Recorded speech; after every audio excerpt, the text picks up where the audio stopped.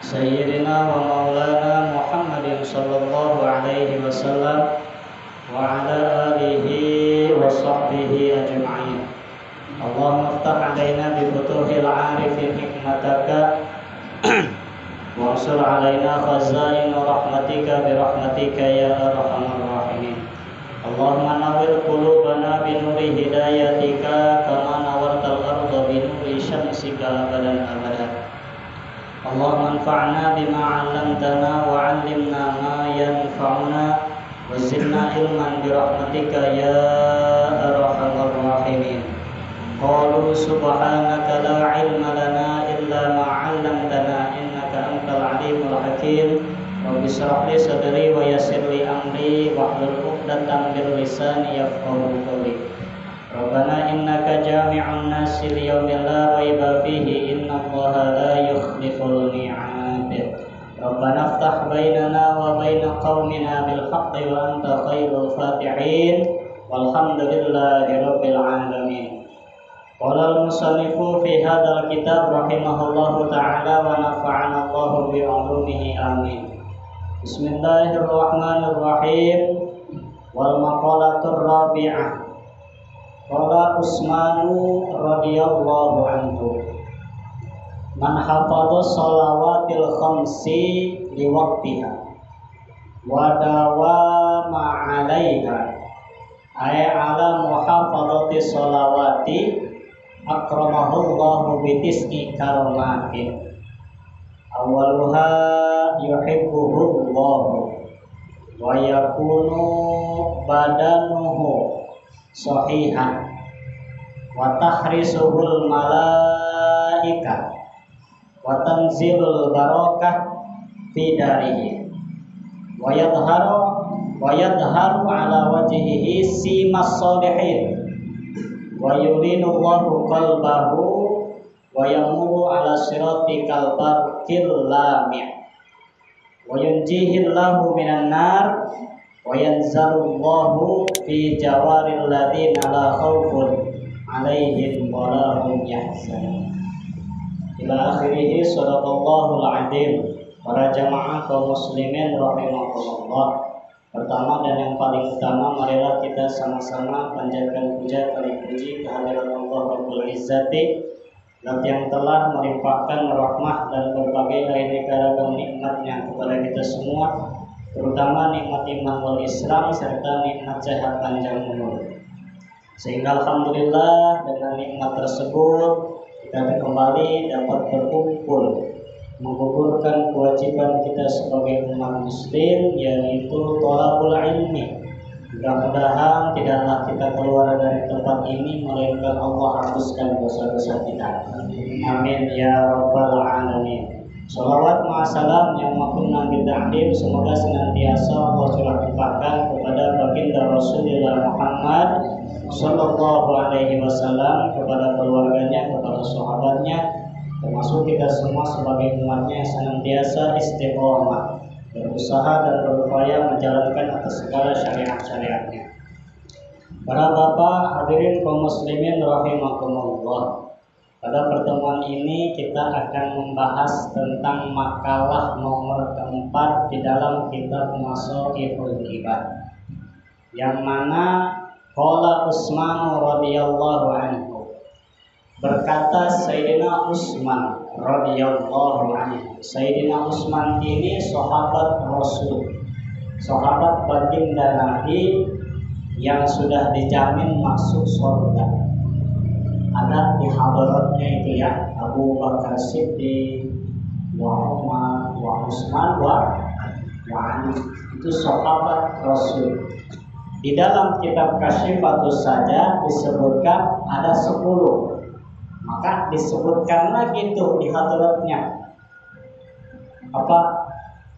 Asyarah mubasyaratil bil jannah, dan sahabat-sahabat yang ke-10 yang sudah mubasyaratil jannah, yang sudah diberikan jaminan oleh Allah untuk masuk ke surga. Ya, ada lagi, ternyata bukan 4, ada 10 sahabat Nabi. Nah, ini Sayyidina Utsman, sahabat Nabi. Yang mana keistimewaan ini Sayyidina Utsman dia mempunyai harta yang banyak, dermawan tadinya Pak, punya harta diberikan kepada Rasul untuk perjuangan Rasul. Itu Sayyidina Utsman. Makanya agama bisa tegak sampai sekarang ini ada pengorbanan Sayyidina Utsman.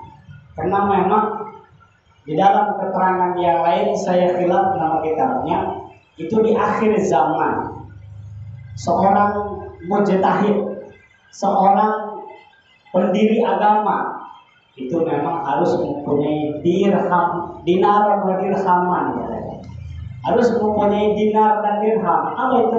Harus punya duit, Bapak. Namun terbawa duit, dikakayak ke masyarakat. Masya Allah.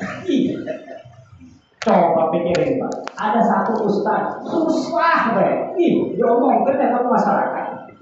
Nah, itu si ustaz gitu ya. Sekurang-kurangnya ada, pastinya mah ada omongan di masyarakat. Waduh, kata mau ustaz yang dibere aja. Orang jangan gitu ya.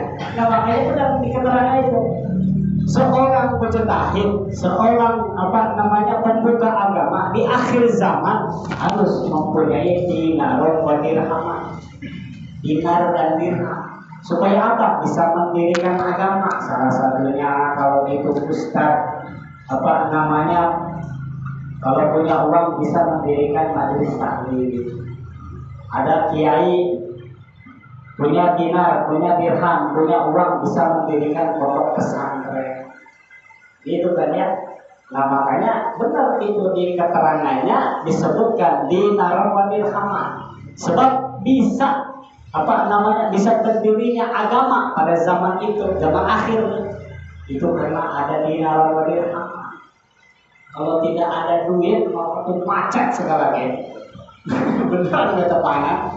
Masya Allah. Gitu ya. Inilah kembali Sayyidina Utsman mengorbankan hartanya untuk perjuangan Rasul. Makanya Rasul itu mempunyai sahabat lengkap. Ada yang berjuang melalui fisiknya. Siapa itu? Sayyidina Umar dan Sayyidina Ali. Masya Allah. Ada yang macam-macam dalam Rasul. Jangan dulu Rasul ini sahabat yang di belakangnya Rasul. Yang maju terlebih dahulu, apalagi Sayyidina Ali. Yang mau dikorbankan Sayyidina Ali terlebih dahulu. Pada waktu Rasul sebelum hijrah dari Makkah ke Madinah, karena ada gempuran kaum Yahudi yang tadinya sudah dibriefing secara matang bahwa pada malam itu disayembarakan, dikepalai oleh Abu Lahab. Dikepalai oleh Abu Lahab, di malam ini siapa yang bisa membunuh Muhammad pada malam ini akan kami berikan 100 onta. 100 onta. Akhirnya seluruh pemuda Yahudi membawa pedangnya masing-masing. Tujuannya tidak memandang siapa yang dibunuh, tapi memandang hadiah yang diberikan. 100 onta Pak. Kalau satu ontaknya 100 juta tuh kali 100 keluar. Jadi channel biasa kampung Jawa mangkat lewat dong. Gitu ya. Nah, akhirnya setelah ada ilafat Allah tahu rencananya wayam kurullah di dalam Al-Quran. Akhirnya singkatnya cerita, begitu ingin digerebek. Nah ini baginda Rasul diberitahu oleh malaikat Jibril, wahai Rasul, di luar sudah hampir sampai kaum Yahudi, anak buah Yahudi, anak muda Yahudi yang ingin membunuh. Ayo kita keluar. Di situ di rumah Rasul ada Abu Bakar Siddiq, baginda Rasul dan Sayyidina Ali. Sayyidina Ali waktu itu belum dinikahkan dengan Siti Fatimah, masih muda, tapi pemberani. Akhirnya kata Rasul, saya kan sama Ali dan Abu Bakar. Bagaimana mereka? Udah tinggalkan aja. Engkau ayo aku tuntun, kata malaikat Jibril. Baginda Rasul mau memikirkan memberitahu kepada sahabat Sayyidina Abu Bakar dan Sayyidina Ali. Wahai Abu Bakar dan Ali, tadi saya kedatangan malaikat Jibril. Dijelaskanlah. Pada intinya ada yang harus dikorbankan satu orang. Akhirnya kata Sayyidina Ali, wahai Rasul, silahkan pergi sejauh mungkin Rasul, biarkan aku yang melawan, yang menghadapi segerombolan pemuda Yahudi yang ingin membunuh. Jikalau Ali malam ini mati di tangan kaum Yahudi, niscaya nanti bakal muncul beribu-ribu Ali yang siap membela agama. Sayyidina Ali beracan kawin ya, gitu ya. Coba kalau misalkan Sayyidina Ali tanggung jawab ya, gitu ya, udah masih muda pan, nyeletuk beban. Wahai Rasul, aku ulah ngomong, aku ayah Abu Bakar ntar payah tuh sekolah itu betul, udah mengolak kan gitu kan ya. Ini mah enggak, Sayyidina Ali mengorbankan Abu Bakar dan kanjeng Rasul, pergi, biarkan aku di sini. Sayyidina Ali, masya Allah, itu harusnya pemuda kayak gitu, mati-matian membela ulama, ulah iru, hewan ulama kita, gitu ya. Inilah kembali. Jadi sahabat Rasul Sayyidina Utsman radhiyallahu anhu. Itu Sayyidina Utsman kan dalam satu riwayatnya tidak henti-hentinya terus menangis kepada Allah. Ada yang galak, ada yang lemes sahabat Rasul. Termasuk yang tidak pernah ada gertakan itu Sayyidina Utsman. Bahkan Sayyidina Utsman mendawamkan di tiap malamnya itu sholat tahajud. Tidak pernah liwat Sayyidina Utsman melaksanakan sholat tahajud. Tidak banyak, hanya 2 rakaat. Tapi 1 rakaatnya dari mulai alif lam mim sampai 15 juz. Rakaat pertama. Berdiri lagi rakaat kedua, sholat subhanalladzi asra bi 'abdihi juz yang ke-15 sampai qul a'udzu birabbin nas. 1 malam sholat tahajud Sayyidina Utsman khatam 1 Al-Quran. Masya Allah, Sayyidina Utsman, kita mau tanya tahajud juga nggak mimpi acan mungkin, gitu ya. Sayyidina Utsman tidak pernah batal. Inilah. Jadi apa kata Sayyidina Utsman radhiyallahu anhu? Man hafadha shalawatil khamsi, barang siapa hafadha, yang menjaga shalawatil khamsi, menjaga daripada sholat 5 waktu, liwaktiha tapinya, tepat pada waktunya. Tidak hanya itu, wadawami alaiha, dan mendawamkan, gitu ya, wadawami alaiha, dan mendawamkan menjaga sholat 5 waktu, akramahullahu, maka Allah akan memuliakan untuk itu orang bitiski karomatin, dengan 9 kemuliaan. Jadi barang siapa yang menjaga sholat 5 waktu pada waktunya, wadawami, dan tidak hanya itu, dia mengistiqomahkan, mendawamkan sholat 5 waktu itu, maka Allah akan memuliakan, memberi kemuliaan. Seberapa? 9 kemuliaan. Mana diantaranya? Awaluha yuhibbullahu ayakhussuhu bil qurbati wal ahwalil aliyah. Yang pertama yaitu Allah akan mencintai, yakhussu, akan menentukan, bil qurbat, akan mencintai yang merasa dekat dengan Allah Subhanahu wa taala. Orang yang menjaga sholat 5 waktu, jangankan kasih sayangnya, kita mendapat kasih sayangnya Allah segede tengkorak Fir'aun, Pak. Oh, ini sedang membahas rasa kasihan Allah terhadap hambanya ya. Segede orang yang mengaku Tuhan, Fir'aun, itu Allah mengirimkan kasih sayangnya, mengirimkan hidayah, kalau bahasa kita, mengirimkan hidayah kepada Fir'aun.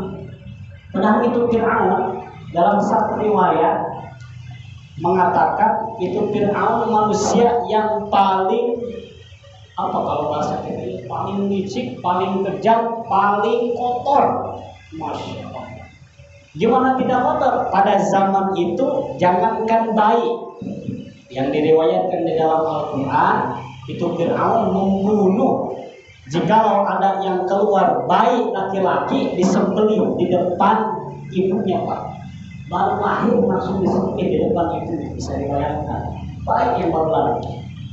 Ada lagi yang mengatakan pada zaman Fir'aun menjadi raja, itu berlaku ada orang yang tidak cocok dengan hati Fir'aun. Umpamanya, mohon maaf nih, ini Baresi pakai baju hitam samping abu umpama, jelek amat, coba potong badannya, black badannya, terus sampai gitu.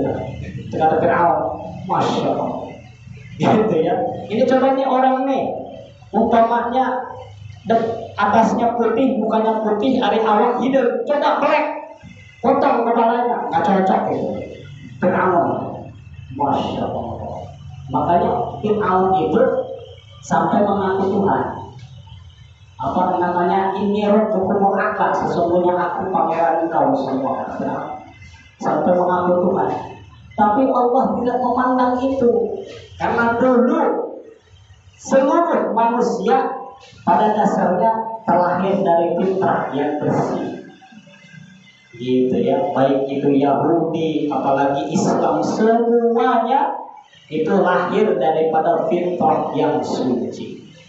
Jadi apa? Allah kirimkan kasih sayang kepada Fir'aun, hidayah. Dikirimkan apa? 2 nabi sekaligus, Nabi Musa dan Nabi Harun, untuk memperingati Fir'aun. Wahai Musa dan Harun, peringati Fir'aun, itu sudah kelewati batas. Innahu tagha, dia sudah melewati batas. Tolong bilangin, itu kelakuan seperti itu salah. Itulah bentuk kasih sayang Allah terhadap hambanya. Itu Fir'aun, apalagi kita. Bahkan tadi yang kita istiqomah, kita melaksanakan perintah Allah, sholat 5 waktu, maka kata Sayyidina Utsman, yang pertama kita akan mendapatkan kasih sayang Allah Subhanahu wa Ta'ala terhadap kita. Ini kasih sayangnya Allah. Kalau kita sudah dapat kasih sayangnya Allah, jangankan perkara di dunia, jangankan perkara di akhirat, di dunia pun, apapun yang kita mau, kalau kita sudah dekat dengan Allah, insya Allah semua pun akan terasa. Gitu ya. Inilah yang nomor pertama. Jadi bil qurbati bil ahwalil aliyah, mempunyai tingkatan-tingkatan aliyah, tingkatan derajat yang tinggi di sisi Allah Subhanahu wa Ta'ala. Wa yakunu badanahu sahihan. Nomor kedua kemuliaannya, yaitu akan diciptakannya badan seseorang yang melaksanakan sholat 5 waktu, badanahu sahihan, dijadikan badannya itu sahih. Sahih itu sehat, waras kalau bahasa coretannya. Bila uyubin, tidak ada celah, tidak ada sakit, akan terlihat sehat dan akan sehat, diberikan kesehatan oleh Allah Subhanahu wa Ta'ala. Maka data medis, dan memang ada suatu keterangan yang mengatakan orang yang sedang sholat itu 1 rakaat ketika dari sujud ke berdiri itu 1500 urat saraf bergerak, sehingga ketika surat saraf itu bisa tergerakkan semuanya, kesehatan akan datang. Itu menurut medis, gitu ya. Nah ini menurut hadis sahihan akan dijadikan sahih. Nah makanya kalau ada orang yang memang sedang dicoba oleh Allah, penyakit, asam urat, apapun itu, encok dan lain sebagainya, jajal sholat sunnah fajar, sholat sunnah sebelum subuh, yang banyak-banyak 2 rakaat saja, gitu ya. Habis sholat berdoa, ya Allah berikan aku kesehatan, kesehatan zahir wa batin, insya Allah, gitu ya. Nah, habis itu sholat subuh berjamaah. Habis sholat subuhnya itu jangan langsung tidur, gitu ya. Jangan langsung tidur, kalau bisa mikir sampai munculnya matahari, gitu ya. Itu insya Allah di samping kita sehat, rezeki pun akan subur makmur. Sebab orang yang tidur selepas subuh, ini orang yang habis sholat subuh tapi langsung tidur, yurisul faqra, akan mewarisi kemiskinan. Kalau orang yang langsung plak, pulang salam, assalamualaikum, langsung es. Nah, itu yang sholat, apalagi yang nggak sholat, Pak. Aku miskin dasar bagi saya dapat. Gitu ya. Seperti cipras, seperti orang kita gini, Pak. Orang yang nggak sholat subuh, es itu lepas. Nah, kayak minta, ya Allah, miskinin aku seumur hidup, seperti itu Pak mintanya. Gitu ya. Inilah. Jadi nomor kedua akan diberikan oleh Allah kepada kita, wa yakunu badanahu shahihan, akan diberikan kesehatan bila uyubin, tegasnya tidak ada celah, tidak ada penyakit yang nempel kepada diri kita. Wa tahrisuhul malaikah minal balayal lati lam tabron. Nomor ketiga yaitu akan dijaga. Allah mengutus malaikat untuk menjaga orang yang menjaga sholat 5 waktu dan mendawamkannya, akan dijaga oleh malaikat. Dari apa? Minal balaya, dari berbagai macam balai, dijaga oleh malaikat. Allati lam tabarrom, yang sudah tabarrom ini yang sudah dicatat di azali. Makanya sering kita ceritakan, ada kodok itu ada yang mubrom, ada yang mubarrom, ada yang mu'allaq. Kalau yang mubarrom itu kodok yang bisa dirubah oleh seseorang, termasuk setelah sholat dia berdoa, ya Allah berikanlah aku keselamatan diriku dan keluargaku. Itu diajari keluarga itu orang akan dicatat bahwa rumahnya kebakaran umpamanya, karena barokah doa itu. Bapak kepala rumah tangga itu berdoa ingin diberikan keselamatan, jadi Allah rubah takdir itu menjadi apa? Yang tadinya harus kebakaran cuma listrik, ketahuan duluan sama yang punya rumah, waduh mau kebakaran, jadi nggak jadi, gitu ya. Nah, itu ada kodok yang bisa dirubah. Mana yang tidak bisa dirubah? Salah satunya yaitu ajal. Itu kodok yang tidak bisa dirubah. Ajal, jodoh, rizki, itu sudah ada takarannya masing-masing. Makanya rizki nih, ulah pas ini, ulah cemburu, rizki batu kata sebenarnya. Sebab ketika kita baru ditiup ruh pada Allah Subhanahu wa Ta'ala 4 bulan di dalam kandungan ibu kita, semua urusan dunia udah beres, Pak. Dari mulai umur, jodoh, anak, bahkan cucu, itu udah dicatat Pak, udah beres. Makanya tugas kamu hamba kata Allah, hanya ibadah hanya ibadah kepada Allah, jangan mikirin dunia. Masya Allah, ini bahasa terkenal ya Pak, gitu ya. Baru bulan 4 bulan sudah diberikan semua. Ini umpamanya fulan bin fulan akan diberikan umur 80 tahun, rizkinya sekian triliun, punya istri orang kampung Jawa, nikahnya umur 23 tahun, punya anak 15, incuna 30, gitu kan. Udah beres semua di semua Pak, gitu ya, udah beres. Masya Allah. Nah makanya Allah Subhanahu wa Ta'ala berfirman kan ya. Jadi ulaikal ladzina ishtarawul hayatad dunya bil akhirah wallahu a'lamu bidzalimin. Jadi kata Allah, ada sekumpulan orang, ulaikal ladzina ishtaraw, yang jangan engkau tiru, ishtarawul hayatad dunya, yang mana itu orang menukarkan al hayatad dunya, kehidupan dunia, bil akhirah, dengan urusan akhirat. Jangan urusan dunia jangan ditukar dengan urusan akhirat. Apa ancamannya? Fala yukhaffafu anhumul adzab Masya Allah. Maka untuk orang semacam itu tidak akan dientengkan siksaannya nanti di neraka Allah. Walahum yunsarun, bahkan orang itu ketika meminta pertolongan tidak akan diberikan pertolongan oleh Allah. Nah, maksudnya istarul hayatan dunia di sini tafsirannya luas, Pak. Secara umum orang umpamanya saya berikan contoh, ini orang profesinya petani, berangkat pagi, datang waktu zuhur jam 12, yang lain ada, yang lain pada pulang, dia terus bermacur, nabung, waktu terus ada, atau kalau istarul hayatan dunia. Datang waktu asar nggak peduli, langsung terus mengerjakan pekerjaannya, pulang ke rumah jam 5:30 ada maghrib.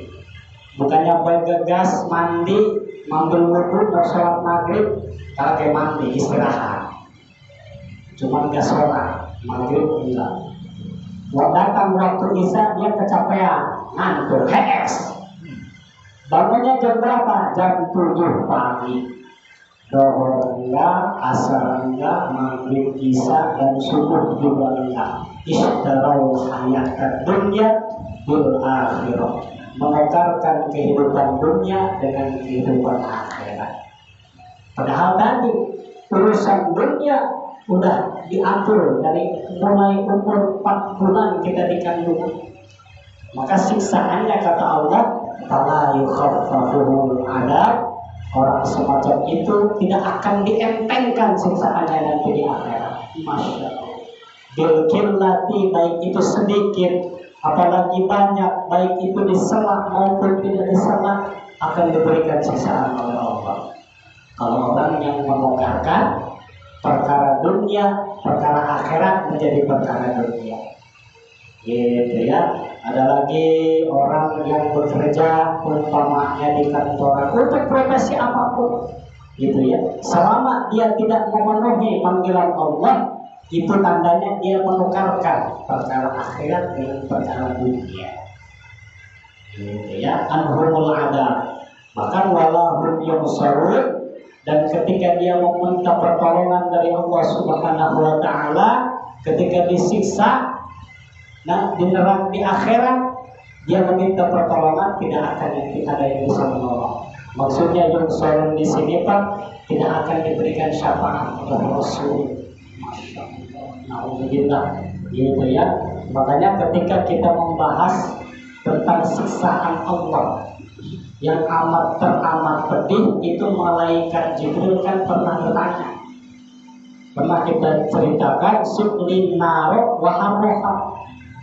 Jadi malaikat Jibril datang kepada Rasul, wahai Rasul, coba ceritakan kepada kami bagaimana sih itu neraka dan bagaimana panasnya itu neraka. Malaikat Jibril tanya gitu. Akhirnya dijawab oleh Nabi, khalaqan naro fa'awqadaha al-fa'amin hatta ihtamarat. Kata Nabi, neraka itu diciptakannya mula-mula dibakar, fa'awqadaha al-fa'amin, dibakarnya itu bukan sehari 2 hari, melainkan al-fa'amin 1000 tahun, bulat-bulat selama 1000 tahun. Hatta ihtamarat, sehingga itu api yang dibakar selama 1000 tahun ihtamarat berubah menjadi merah pekat. Masya Allah. Summa fa'alqadaha, kemudian tidak hanya itu, dibakar lagi, sesudah merah pekat dibakar lagi hatta abiyadat, sehingga itu yang tadinya warnanya merah pekat berubah jadi warna putih. Api warna putih. Sesudah itu fa'alqadaha hatta istawaddat fahiya saudaun mudlimah, sehingga sesudah itu dibakar lagi 1000 tahun.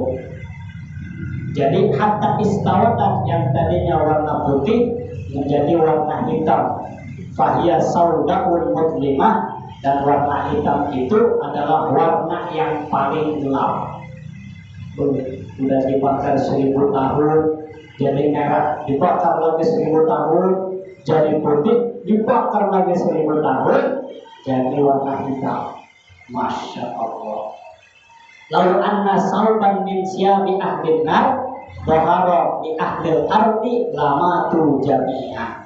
Sehingga dicontohkan ya kata Nabi kepada malaikat Jibril, jikalau ada satu pakaian yang mana pakaian itu pakaian ahli neraka, dimunculkannya ke alam dunia, gitu ya, maka doharo di ahlil ardi lama tu jami'ah, maka demi yakti, maka sungguh itu penghuni bumi seluruhnya akan mati secara bersamaan. Kenapa? Saking panas-panasnya, itu baru pakaiannya Pak. Apalagi nerakanya langsung, itu baru pakaian ahli neraka yang disiksa, pakaiannya itu dilempar ke alam dunia. Sekarang lama tujuannya, maka kata Nabi akan mati seluruh yang makhluk yang ada di bumi saking panas-panasnya. Masya Allah. Nah, inilah. Jadi pada yukhaffafu anhumul adab, kembali kepada firman Allah tadi, tidak akan diberikan keentengan untuk orang yang menukarkan kehidupan akhirat dengan kehidupan dunia.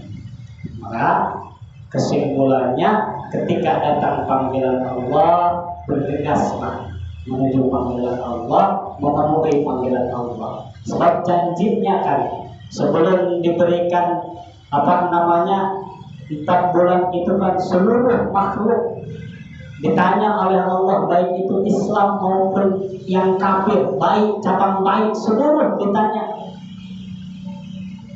Ya cabang baik alastu birabbikum, wahai cabang baik, apakah engkau menyaksikan, apakah engkau mengaku bahwa aku ini Tuhan engkau semua, kata Allah kepada seluruh cabang baik.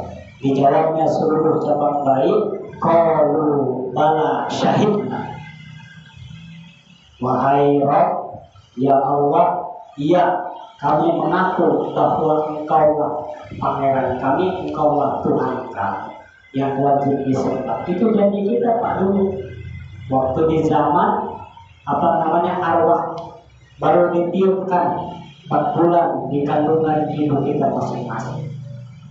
Makanya janji itu sampai fala yukhaffafu anhumul adab. Jadi selanjutnya tadi wa tahrizuhul malaikatu minal balaya.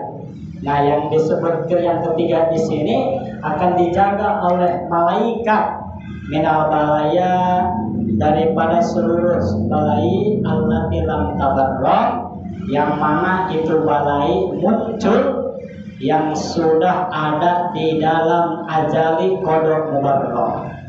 Nah, jadi orang yang mendawamkan sholat ini akan dijaga oleh malaikat, gitu ya. Makanya malaikat itu kan ada tugasnya masing-masing, termasuk kalau saya tidak salah itu malaikat Jibril ditugaskan dalam kitab ahli hikmat penghikmatan. Itu malaikat Jibril itu tugas kelilingnya di hari Senin, gitu ya. Wala hadratil malakil muwakkali bi yaumi isnin bi haqqi Jibril. Kalau tidak salah seluruh tiap hari ada malaikat yang bertugas, gitu ya. Yang saya ingat itu hari Senin. Hari Senin tadi itu ditugaskannya malaikat Jibril, gitu ya. Maka tugas utama malaikat Jibril kan menyampaikan wahyu. Itu kalau pertanyaan, kan wahyu itu adanya pada zaman Nabi. Ini sekarang nabinya udah gak ada, berarti malaikat nganggur tuh. Malaikat itu tugas intinya adalah mensucikan Allah, gitu ya. Sebagaimana dauhan Allah, malaikat itu tidak layak sunallaha ma amaruhu wa yaf'aluna ma yu'maru. Nah, itu tugas inti malaikat. Malaikat itu bertasbih memuji Allah Subhanahu wa taala. Jikalau tugas yang utamanya sudah tidak ada, gitu ya, kembali ke tugas yang awal, jadi bersuci, iya ya, bertasbih kepada Allah. Maka malaikat itu makhluk Allah yang tidak diciptakan pikiran, nafsu, dan akal. Itu malaikat. Makanya iman malaikat itu tidak naik ke atas, tidak turun ke bawah, gitu ya.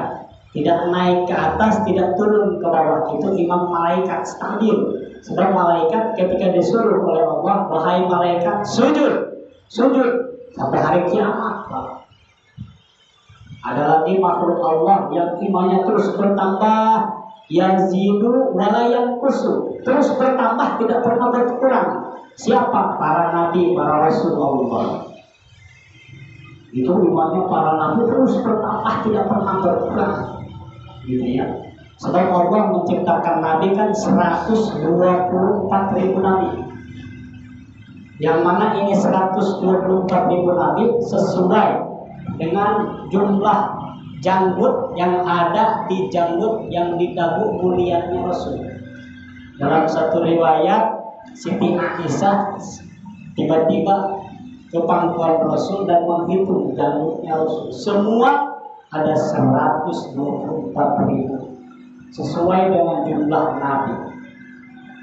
Jadi seluruh nabi itu ada 124.000, diayak, disaring lagi jadi 313. Nah ini termasuk nabi dan rasul, gitu ya. Tapi yang tidak wajib diketahui, sebab yang 313 ada salah satu nabi yang namanya Nabi Musa. Nabi Musa itu temannya Nabi Musa alaihissalam, tapi tidak termasuk nabi rasul yang wajib diketahui. Nabi Musa itu Pak ukurannya 8 meter panjang, gitu ya. Inilah. Jadi sesudah 313 diayak lagi, disaring lagi jadi 25 nabi dan rasul yang wajib diketahui dari mulai Adam sampai baginda Rasul. Itu perlu kita ketahui dan wajib diketahui. Supaya apa? Menanam keimanan. Wajib kita ajarkan ke anak-anak kita, gitu ya. Diberitahu bahwa Nabi Adam dan seterusnya sampai 25 itu Nabi yang wajib diketahui. Dari 25 diayak lagi, disaring lagi jadi ulul azmi. Berapa itu? 5 Nabi. Nah ini Nabi kalau ibarat batu itu dari mulai pasir diayak lagi masih ada, diayak ke batu paling gede Pak. Nah ini ulul azmi ini Nabi yang dipangkatkan oleh Allah ulul azmi. Siapa itu? Yang pertama Nabi Nuh alaihissalam. Yang kedua Nabi Daud. Yang ketiga Nabi Ibrahim. Yang keempat Nabi Musa. Yang kelima Nabi Isa. Ada 6. Yang keenam ada Rasulullah. Gitu ya. Tadinya ditakdirkan oleh Allah mau ada 7. Siapa? Nabi Ayub. Karena Nabi Ayub tidak lulus ujiannya Pak. Padahal hampir lulus. Bahasa kitanya mungkin 10% lagi hampir lulus. Karena memang sudah tidak kuat. Ini singkatnya cerita, Nabi Ayub sudah tidak kuat, ingin berdoa kepada Allah, ya Rob, saya tidak sanggup. Akhirnya diberikan kesembuhan. Yang mana Nabi Allah Ayub ini kan punya istri namanya Siti Rohmah. Siti Rohmah ini binti Ifrais. Ifrais ini bin Yusuf alaihi salatu wassalam. Keturunan Nabi Yusuf, pemajikan. Masya Allah. Untuk kali tanggelis apa mereka? Pemajikan Nabi Ayub. Masya Allah. Sesudah itu kan Nabi Ayub ini dikaruniai anak. Ya anak yang semua kasep, semua pintar, semua gagah, diberikan harta, diberikan istri yang cantik, ibadahnya tekun. gitu ya. Akhirnya ada yang cemburu. Siapa? Tengkorak iblis cemburu, gitu ya. Ya, gambaran kita lah. Kalau kita lagi di atas, lagi banyak duit, istri lagi senang sama kita, pasti akhirnya udah cemburu, gitu ya. Itu gambaran dunia Pak. Ini Nabi Allah Ayub dicemburu sama Nabi Allah, apa namanya, setan. Jadi kata setan bahasanya, Gusti, gimana sih Ayub nggak rajin ibadahnya? Orang dunianya aja banyak tuh, Pak. Gitu ya. Coba kalau dunianya diambil, mau ibadah ke si Ayub tuh, kata iblis. Akhirnya apa kata Allah? Ya iblis, aku terima tanganmu. Silahkan engkau uji hambaku yang bernama Ayub. Akhirnya apa? Tidak berselang lama itu iblis melancarkan serangan godaan kepada Nabi Allah Ayub alaihissalam. Singkatnya cerita, anaknya ini kan sudah besar semuanya, kalau tidak salah ada 12. Semua ke-12-nya ini tidak tinggal di dalam satu rumah. Saking kaya-kayanya Nabi Ayub, ini tinggalnya aja di masing-masing daerah. Yang mana daerah itu semua milik Nabi Allah Ayub. Ini dimiliki semua anak-anak. Nah, timbul balai yang diberikan oleh Allah atas seruan iblis. Semua anak-anaknya itu meninggal dunia. Semua musibahnya sama, gara-gara runtuh di dalam rumah. Semua anak-anaknya nangis, semua anak-anaknya mati. Terdengar bisikan setan, ayo cek aing ya, ulah ibadah baik dia tuh, anak dia tuh paeh tuh. Cek iblis, masya Allah. Hanya kata Nabi Ayub, kata Nabi Allah Ayub, ya inna lillahi wa inna ilaihi raji'un. Semua itu milik Allah. Kalau Allah mau ambil, silahkan. Tentang saudara, tidak hanya itu, seluruh hartanya dibakar dengan izin Allah atas perintah iblis gara-gara menggoda, gitu ya. Ayo seluruh hartanya hilang, digoda lagi itu. Ayo, geus anak leungit, pakaya bea, geus ulah ibadah bae. Kesemuanya mulai ibadah, gitu ya. Ibadah yang susah, jadi gitu Pak. Kata iblis. Hanya tidak di situ terus sabar Nabi Allah sampai puncaknya diberikanlah penyakit. Ini penyakit asal muasalnya ini daripada iblis. Ketika sujud Nabi Allah Ayub, itu iblis masuk di dalam rongga kedua kaki Nabi Allah Ayub ketika sujud, ditiupkannya di situ.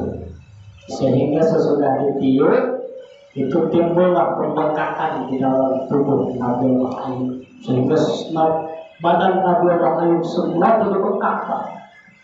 Jadi bengkak, lama kelamaan jadi merah, sesudah merah jadi hijau, timbullah nanah dan bau yang tidak sedap, gitu ya. Sehingga dalam satu riwayat keluarlah dari kulit Nabi Allah Ayub itu binatang.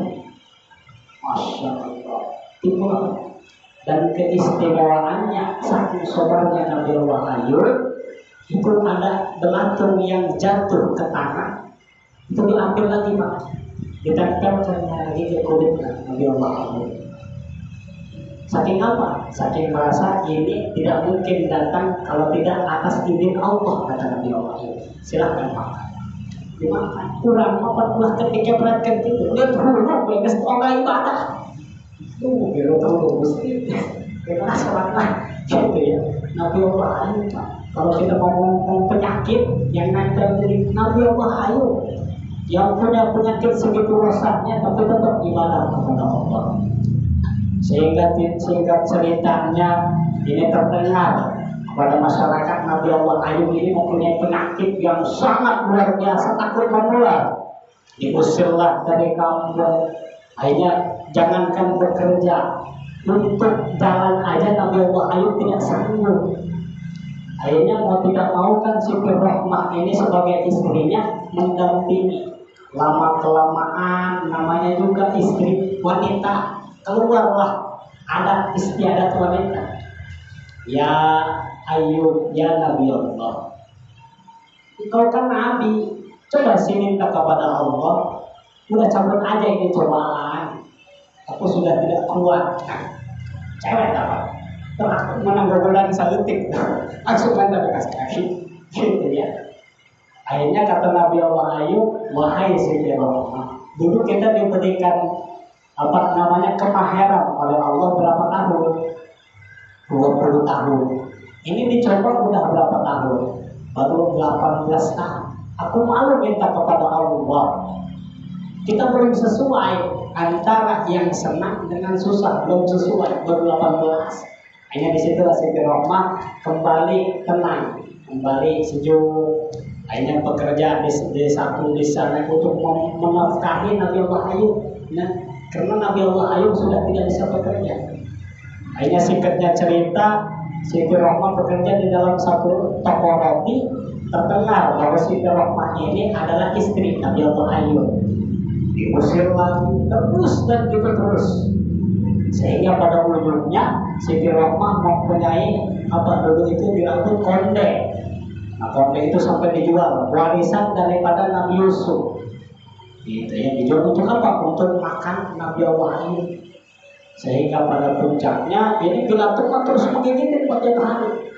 Sampai pada satu riwayat itu badannya Nabi Allah Ayub hanya tersisa tulang dan urat. Masya Allah. Gitu ya. Nah, ini pilatur ada perjanjian kepada Nabi Allah Ayub kepada Allah, ya Rabb, engkau boleh menurunkan penyakit kepada aku. Ini pilatur, engkau boleh ambil seluruh badanku, asal jangan dua. Yang pertama lisan, lidah, dan yang kedua hati. Jangan engkau makan itu. Gitu ya, kamu diijabah. Tapi ada dua pilatur ini yang bandel. Gitu ya, saking semua sudah habis.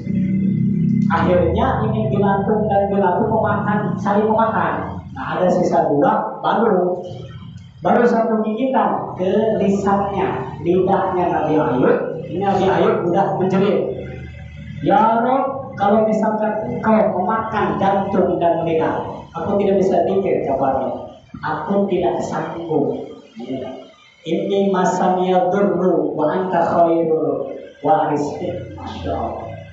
Gusti, aku tidak sanggup kalau engkau memakan lidah, lisan dan hatiku. Akhirnya dilemparkan, kalau ngomong itu tuh, disambarkan, dilempar itu, belatung itu, yang satu ke darat dan yang satu lagi ke laut. Nah, makanya dalam satu riwayat, lintah yang Nabi Allah Ayub lempar ke laut itu jadi lintah. Maka pada sampai hari ini itu lintah itu bisa jadi penyebab supaya menyedot darah kotor. Nah, itu asalnya daripada belatung Nabi Allah Ayub. Dan yang dilemparkan ke darat jadi lebah. Yang mana lebah ini kan bisa menghasilkan malu, dan malu itu bisa berkhasiat untuk kesehatan. Itu asal muasalnya daripada lintah Nabi Allah Ayub alaihi salatu wassalam. Nah, inilah para jemaah kaum muslimin rahimakumullah. Pada riwayat masih panjang Nabi Allah Ayub karena tidak memenuhi waktu, maka mudah-mudahan nanti kita bahas di pengajian seterusnya. Mudah-mudahan kita diberikan panjang umur, diberikan keistiqomahan, mudah-mudahan kita diberikan taufik hidayah oleh Allah Subhanahu wa taala. Bi barakati ummil kitab Al-Fatihah. A'udzubillahi minasyaitonir rajim. Bismillahirrahmanirrahim. Alhamdulillahirabbil alamin.